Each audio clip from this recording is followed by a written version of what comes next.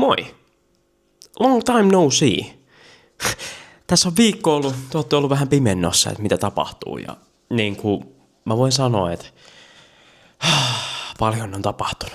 Mun piti tossa tehdä se teille se erikoisvideo, mutta se tosiaan jäi. Ja se ei ole mun laiskuttani tai vastaavaa, miksi se jäi. Vaan se jäi sen takia, koska mun piti lopettaa kaikki yritykset ja kaikki. Koska meillä oli asumistuet vaarassa, meillä oli kaikki vaarassa, me ei saada mitään niin kuin tukia, jos mä lopetan yritystä. Mut niin, siis mun piti lopettaa yritys. Mulla oli kaikki vaarassa. Asumistuet, toimeentulotuet, kaikki. Kaikki oltiin lopettamassa vaan sen takia, koska mulla on yritys alla. Ja se on kuulemma ihan tuottava business.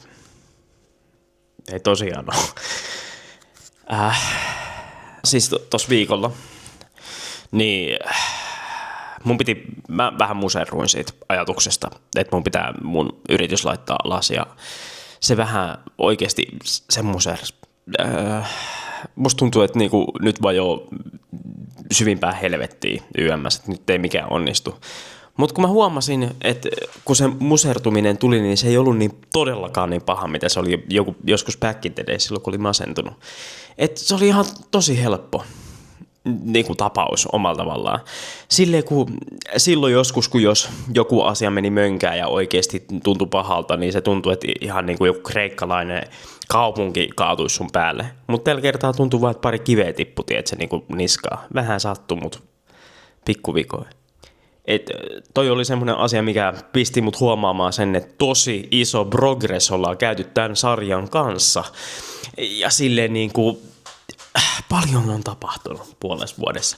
27 kiloa mä oon päässyt. Mä oon siis tässä viikon aikana ja tällä viikon aikana, niin mä oon kuitenkin liikkunut ja tehnyt treeniä ja YMS. Et sitä mä en tuu jättää pois. Mä en tuu jättää sitä pois, kun mä joudun lopettaa tämän sarjan tähän. Tämän lihavasta laihaksi jokapäiväisen kuvaamisen. Tämä tulee tarkoittaa sitä, että nimenomaan ei tule joka päivä video. Eikä tule mitään mittauksia YMS. Kyllä mä ajattelin, että mä jotain teille teen aina välillä. Sitä progressia, mitä tapahtuu, niin tulee video teille. Mutta silleen kokonaisuudessaan mä en siis miettinyt mitään. Mä vaan lähdin tekemään nyt tämän video teille. Ja mä vähän pakoilin tätä omalla tavallaan sen takia, koska en mä halua, että se reality hittaa, tiedätkö, että mä joudun lopettaa tämän sarjan ja niin edespäin. Mutta siis tosiaan tähän lahjoitus ei ole lopussa. Mulla on paljon asioita, mitä on tulossa tapahtumaan. Just esimerkiksi me mennään tuossa tämän viikon lopussa, aletaan menee salille mun kaverin kanssa ja mitä kaikkea. Alle 120 on päästy, 119,7 on ollut nyt minimissään ja kaikkea hyvää on tapahtunut. Mutta siis syy, miksi mä lopetan tämän sarjan, on sen takia, koska mun on pakko alkaa hakea töihin.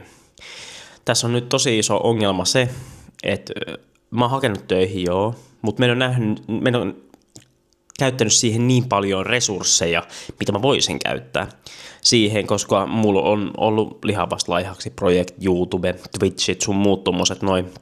Niin mulla ei periaatteessa, mä en käytä sitä full potentiaalia siihen, että mä saisin töitä, tietsä. Niin se on yksi iso syy, miksi tää on pakko lopettaa. Ja just niin kuin mä sanoin, laihutus ei tule koskaan loppumaan. Se 100 kiloa tulee olemaan tavalla tai toisella, niin kuin mä oon monessa jaksossa teille sanonut, että ne versus Stop the Madness, ja jos jotain aloitetaan, niin se viedään loppuun asti, vaikka sarjaa ei olisi tai vastaavaa. Se 100 kiloa, täältä mä tuun, ja parempana kuin koskaan oikeasti. 27 kiloa on lähtenyt tämän sarjan aikana, ja mä kiitän teitä joka ikistä siitä, että olette olleet mukana tässä. Tämä on ollut ihan älyttömän siistiä. Tämä on opettanut mua tosi paljon asioissa. Mä oon päässyt mun elämässä eteenpäin. Mä oon niin hiottu timantti on nytte verrattuna siihen, mitä mä olin. Tiedätkö, mitä mä meinaan? Niin tää on ollut ihan parasta.